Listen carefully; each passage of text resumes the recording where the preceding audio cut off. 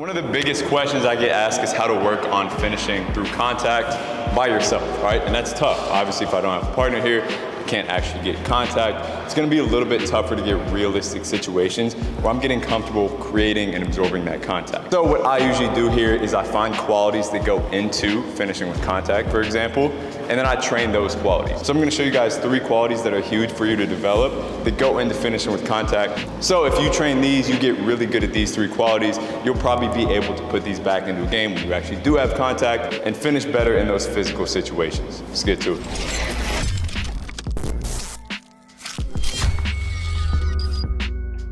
So most times when we're finishing with contact, we're doing it off of 2 feet. A lot of times if we go up off of 1 foot, we're a little bit asymmetric here. 1 foot's up in the air, 1 leg's up in the air, 1's down. It's a little bit easier to bump us off of balance here. So I typically suggest going off of 2 feet, all right? Finding this kind of powerful base into the finish. So that's gonna be the first quality that we work on. It's just power and ability to get into these 2-foot jumps and really extend out from there. So first drill we'll do, just kind of warming up into this quality, is I'm actually stationary right here. I'm gonna switch the position that my feet are in each time, and I'm jumping from a little bit further out than I'd expect into a finish. So it'll look like this.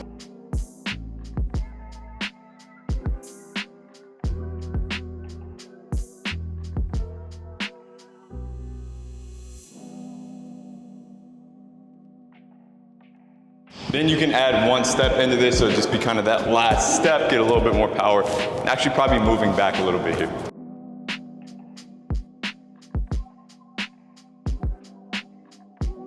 Keep in mind also that I'm really trying to challenge certain footworks here, so if I know that right, left, kind of extending out this way, it's tough for me, I'm probably gonna target that a little bit more.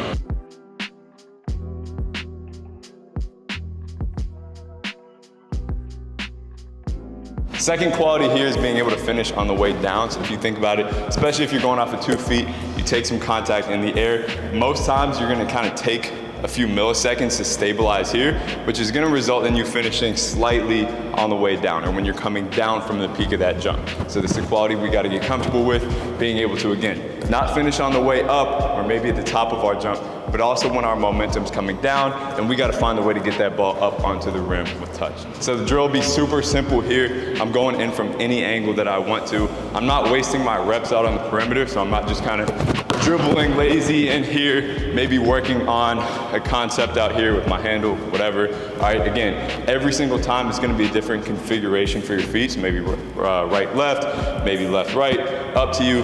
Now my goal is to finish again when I'm on the way down. So you're gonna have some freedom with this one.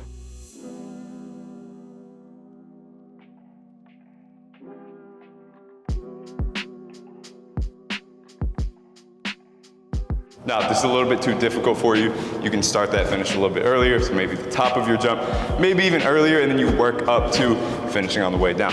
If this is too easy for you, what you can implement is switching hands, all right? So I'm switching hands as late as possible, and then obviously finishing from there with the tougher types of footwork for me.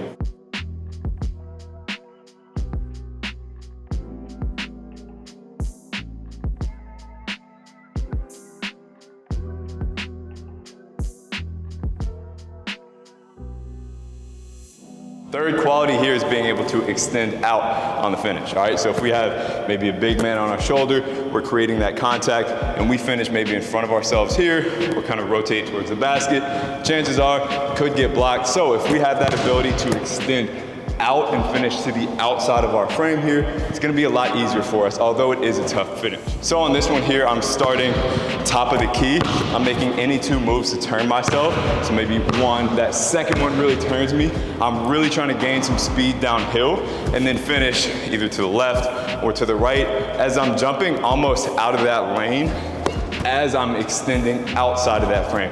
So again, seeing it from this angle, I'm not here, I'm all the way out here protecting it from a defender who is probably on my inside hip or inside shoulder. So it'll look like this.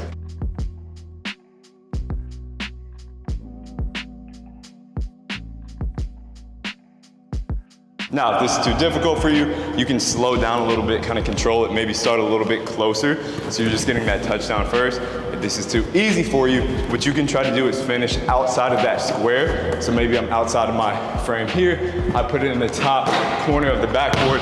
Just takes a little bit more touch, challenging that ability to put it up with a soft touch on the backboard in certain locations, more accurate locations, as I'm extending outside of my frame.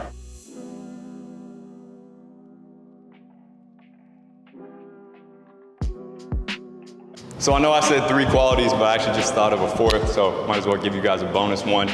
This one's gonna be finishing a little bit more off balance, all right? So sometimes you're coming downhill with a lot of speed, kind of lose your balance a little bit here. You gotta collect yourself, still finish, and control that contact. So for this drill here, I'm starting anywhere outside of the paint. That's up to you. I want you to kind of switch it up each time with my eyes closed, all right? As I'm turning into the paint, I'm really thinking about leaning or falling into it. So it's almost like a trust fall. If you've ever done one of those, you've got somebody behind you, you're kind of falling, all right, and you kind of fall into them. Same thing here. Obviously, I don't want to fall on the ground, but almost. So I'm really leaning here, eyes are closed. I'm then turning. I should feel myself a little bit off balance. I got to catch myself, open my eyes as late as possible, and then still be explosive and act like I'm finishing with contact. So it'll look like this.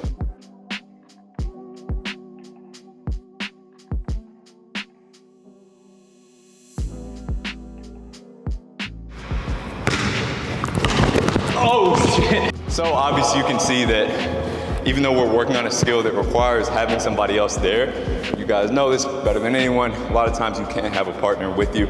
So we can take those qualities, we can train them, get better at them, and then when you do have a partner, work on finishing with contact. I got a lot of content about that, stuff that you can do with a partner to work on contact finishing. Take that, train these qualities, then implement it into kind of a live situation. After a few sessions, you should be feeling a lot more comfortable finishing with contact. Hope you guys took something from this video. Thanks for tuning in. As always, stay tuned.